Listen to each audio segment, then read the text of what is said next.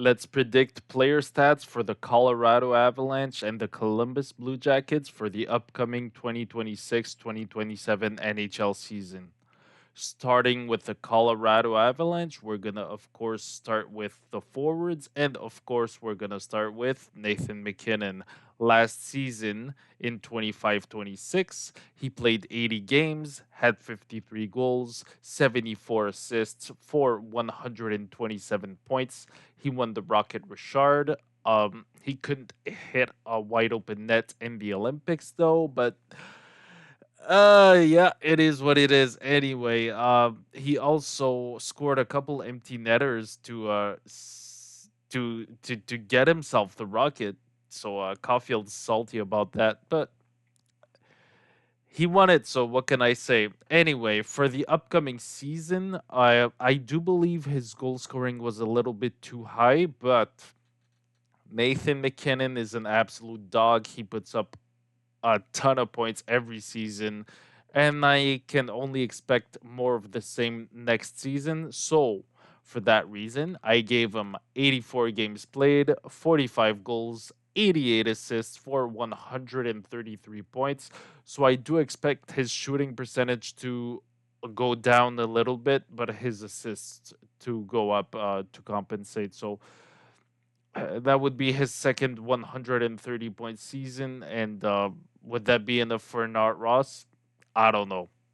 Next player, Martin Necas. Last season, he had a career year in the way of 78 games played, 38 goals, 62 assists for exactly 100 points. I'm not the biggest Martin Necas fan. I don't think he's very good, but I can't deny the fact that he's had very good chemistry with Nathan McKinnon, and he has been putting up the numbers. So I can't be disrespecting him too much. Although for him too, his shooting percentage was quite high, 38 goals. I don't know if we can expect that again from him, and I do expect some sort of regression for Colorado, considering the fact that we're the President's Trophy winners, and they scored a bunch 5-on-5. So the 5-on-5 scoring should come down for the whole team, but maybe they improve on the power play, which was their only weakness last season. So for the upcoming 26-27 season, I gave Martin Necas 84 games, 31 goals, 59 assists, and 90 points. So I do expect a regression, but I still expect him to be over a point a game.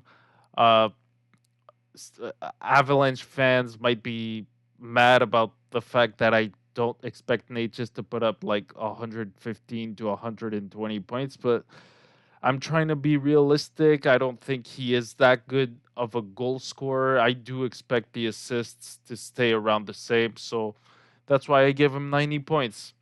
Next player we're going to talk about is Brock Nelson. Last season, he was a Selke finalist with 81 games played, 33 goals, 32 assists for 65 points. He was very solid for Colorado. I thought he was washed, but he proved me wrong. He played on the power play and on the penalty kill. Don't know what more to say. He's very consistent. Now he is aging. Is he's 34, I believe. So am I expecting regression? Yes, yes. I gave him 84 games, 28 goals, 30 assists, 458 points. So still pretty respectable numbers, but I don't see him cracking 30 goals. And I see his point totals going down because I think he's gonna lose his top line power play spot to Nazem Kadri, which he kind of did towards the end of the season and in the playoffs already. So if he now most of his points did not come on the power play last season, but still the 5-on-5 offense for the Avalanche was too good. So yeah, 58 points is not horrible. Next, I mentioned him earlier, Nazem Kadri last season, split between Calgary and Colorado. He played 77 games, scored 16 goals, 34 assists, 450 points. Now, that was a very rough season for him. After the couple resurgence years he had in Calgary, scoring over 30 goals in 2 seasons in a row, I believe. Uh, the thing with Kadri is he is aging. He's 35. Does he have one more good season in him? I do believe so. He, he's back in Colorado. I expect him to be energized, and I expect him to play a lot, especially on the power plays. For that reason, I gave him one last good season with 84 games played, 29 goals, 47 assists for 76 points. Now, the 29 goals, I don't know if he can reach that because when players get older, they tend to shoot less and score a lot less goals. So maybe maybe I can lower the goals to maybe like 25 and he reaches around 70 points. I could see that happening if everything goes well. Now, I could also see him falling out of like the top 6.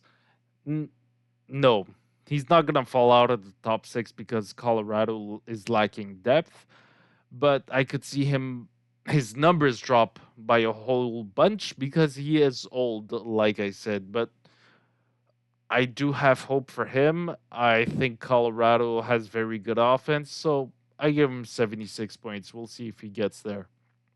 Next is the captain, Gabriel Landeskog. Last season was his first in, I think, 3 years. He played 60 games, had 14 goals, 21 assists for 35 points. Now, Landeskog was very difficult to predict. Is he gonna improve? Is he gonna regress? He's still pretty young. He's like what 31, so the age shouldn't be too much of a factor. I'm really basing my predictions on his injury issues and history, and the fact that he has competition to play on the top line power play with Arturi Lekkonen. So one of them is going to get shafted as far as stats go. Um, I do believe Landeskog ends up on the second line power play, and if he gets injured, it might be tougher for him. But I do have hope for him. I think last season was like his comeback, and he had to get adjusted and get back up to speed with the game. So maybe with one more year of like doing that helps him improve. So I kind of gave him a little bump in his stats with 84 games, 30 goals, 31 assists for 61 points. Now, do I really believe he plays all 84? Most likely not. But in an ideal world, he would get back to almost his old ways with where he was a perennial 30 goal guy and 60-point guy and even higher. But let's go one step at a time. We'll see what happens.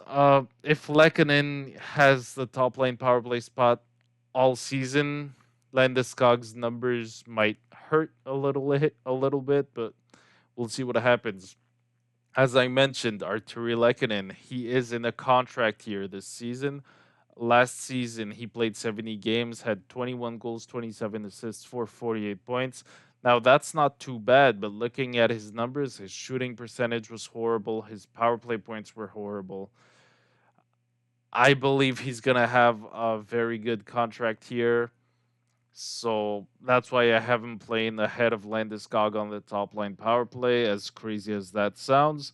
So I give him 84 games, 33 goals, 39 assists for 72 points. Um, Lekkonen is not like a star or a player you really think about when you think about all star players, but he has very good chemistry with Nathan McKinnon. And yeah, that's it. He plays with. There's a connection with Nathan McKinnon. There's Kil McCarr on the blue line. Like if they start feeding him, he could put up the points, especially in the contract year. So that's why I gave him 72 points. Now Lekkonen also tends to get injured a lot, so we'll see what happens. Can he play a whole 84 game season? We shall see. Moving on to the defensemen, we start off with Kale McCarr. Last season, he played 75 games, scored 20 goals with 59 assists and 79 points, which was a down year for him. That's so crazy, man. 79 points and 20 goals for a defenseman is a down year for Kale McCarr, but it's reality. It's reality. Now, there were rumors about him not being ready for the start of training camp or the start of the season, even because he's dealing with an injury. He didn't get surgery, so I guess he's gonna try and play through it. So there's some risk to kill McCarr this season. Like Colorado could technically repeat what they did last season, maybe a little less and score a lot of goals, especially on the power play, or they could crumble. It all depends on McCarr's health. Um, I went. You know what? I'm a positive guy, so I went with the positive outcome, and I gave him 84 games, 28 goals, 72 assists for 100 points as a defenseman. He is also in a contract here, and as I said prior, his last season was bad for him. So I expect him to put up big numbers and get paid like get truckloads of money at the end of the season. Does he stay in Colorado? I don't know, probably. But anyway, I expect him to have a monster season if he's healthy. Next defenseman is Devon Taves. Last season, he played 68 games, 3 goals, 21 assists, for 24 points. He also had a very tough year because prior to that, he was a 50-point pace for 3 straight seasons. So has he already aged out of his prime? I don't think so. I just think it was a terrible year offensively for him. Um, Now, this year, the power play should be better. Uh, he should be able to find more consistency. And if Makar is going to put up 100 points, I think we can expect Devon Taves to put up at least 50. So I give him 84 games, 10 goals, 41 assists, for 51 points. So nothing crazy, but more in line with his old ways, let's say. Next defenseman is Sam Malinsky. Last season was kind of very good for him. He played 82 games, scored 8 goals, 32 assists, for 40 points. What surprised me the most is like what two of them came on the power play. Eh, uh, eh, that's incredible. I know he plays top 4 minutes, but having 40 points without significant power play time as a defenseman is absolutely nuts. And I don't think he can repeat it. I really don't. I really, really, really don't. So I kind of expect a regression for Malinsky, even though I think he's a mini Makar. He moves like him and all, but I 40 points, 5 on 5. No, no way. So I give him a slight regression in the way of 84 games, 6 goals, 24 assists, for 30 points. Um, yeah, 30 points is still respectable, but like, it, if he can play on the power play, obviously he's going to be on the second line power play with Devon Taves, but Brent Burns also is going to get some power play time. So I just don't see how he puts up as many points again. Like, it was too crazy for me. So I bumped him down to 30 points. Now he might prove me wrong and hit 40 points by improving his power play numbers, but we'll see. Next defenseman, I mentioned him also. It's Brent Burns. He's back at 42 years old. He's gonna break the Ironman streak this season, hopefully. So last season he played all 82 games as he always does. Scored 12 goals, 23 assists, for 35 points.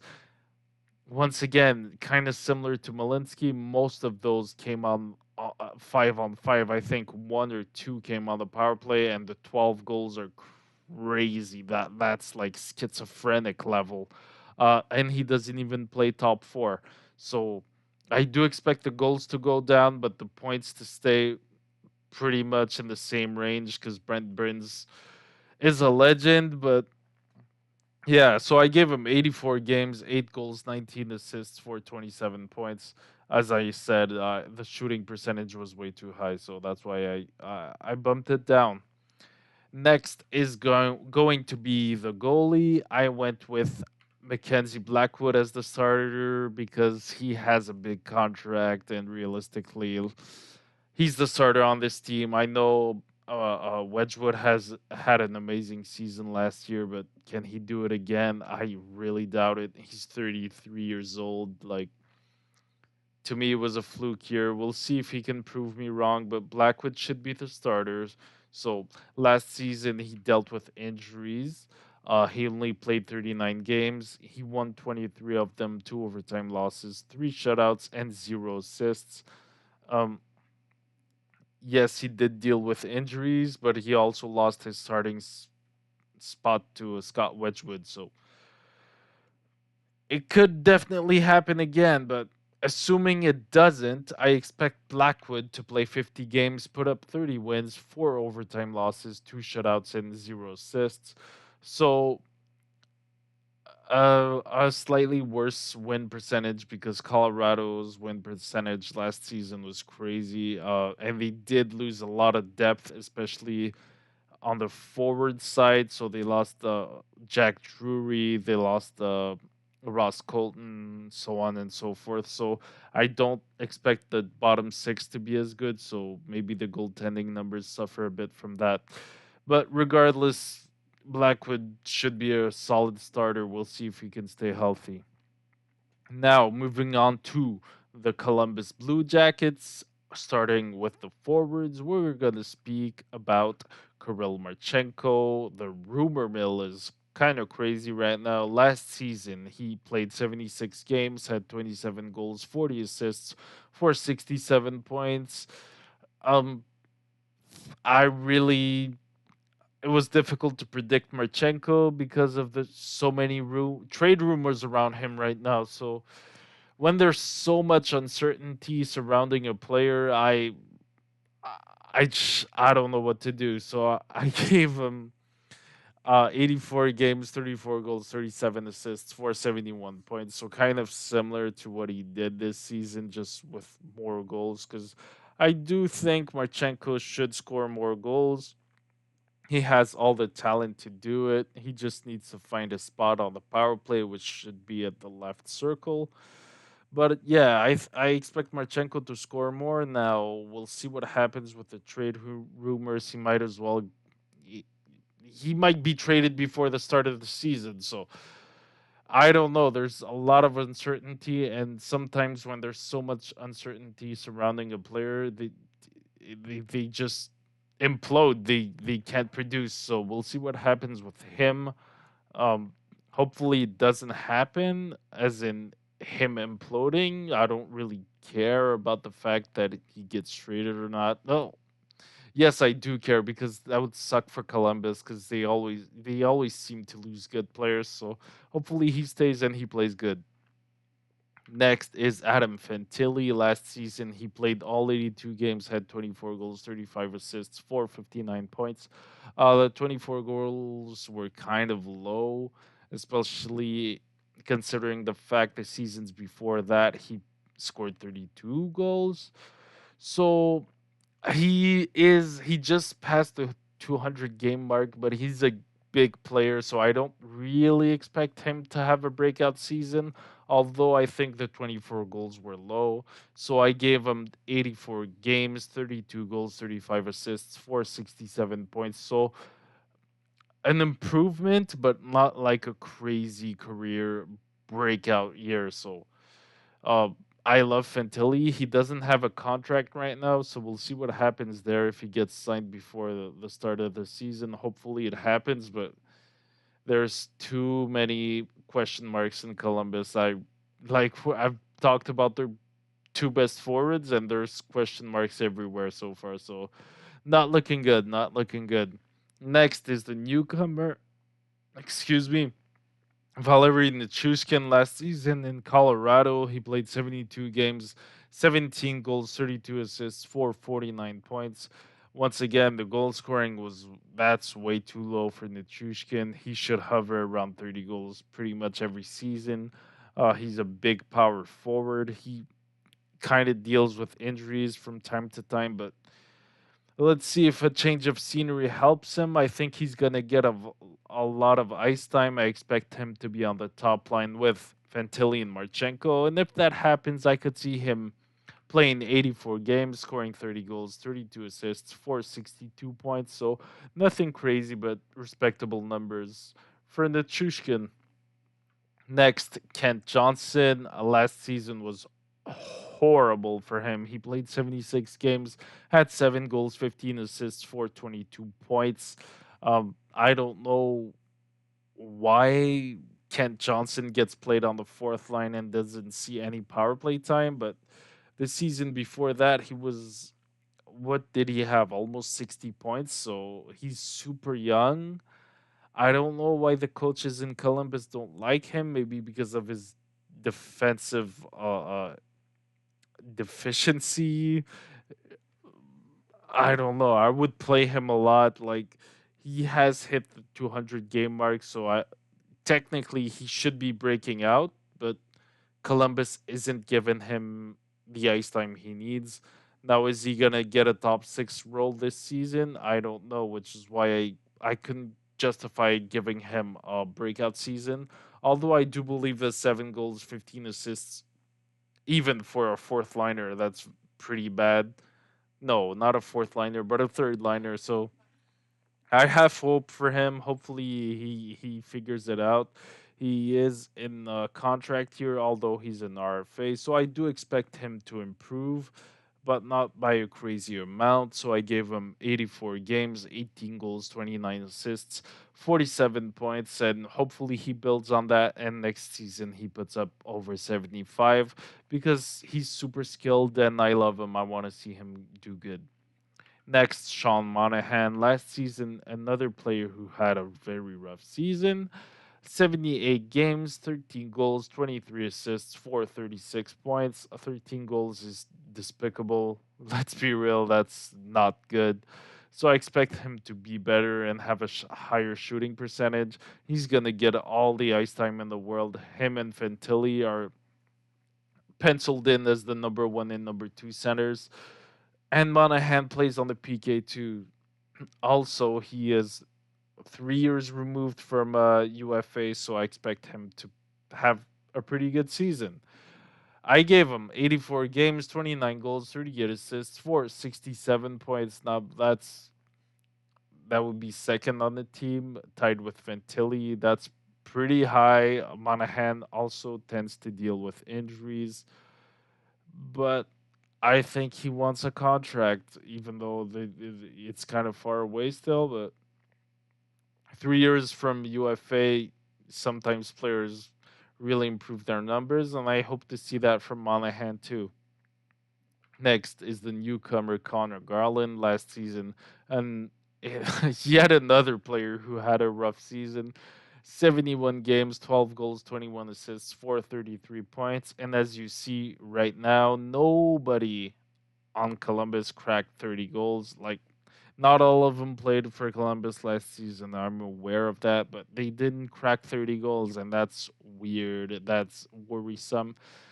And Connor Garland's a much better player than his stats show. So 33 points, that's not good enough. 12 goals, really not good enough. So I expect to bounce back. Now in Columbus, he did not play good when he got there. He was not playing very much. Rick Bonus played him on the like third and fourth line, and that can't happen again, bro. He has to play in the top six. I mean, other than Marchenko, nobody's a better right winger than Garland on this team, so he should be getting the minutes. And if he does, I expect him to get back to his old ways with 84 games, 20 goals, 32 assists, 452 points. So nothing crazy, but at least something respectable. Uh, as far as defensemen go, of course, we're gonna start off with the reigning Norris Trophy winner, Zach Werenski. Last season, he played 75 games, had 22 goals, 59 assists for 81 points, and winning the Norris Trophy. That was his second straight 80-point season and second straight 20-goal season. That's crazy. And the rumor mill was going on earlier in the summer about him too, because apparently he asked for a trade, then he rescinded it. However, you say that. Now he says he's happy, things were misconstrued, blah, blah, blah. Listen, he's 2 years removed from UFA.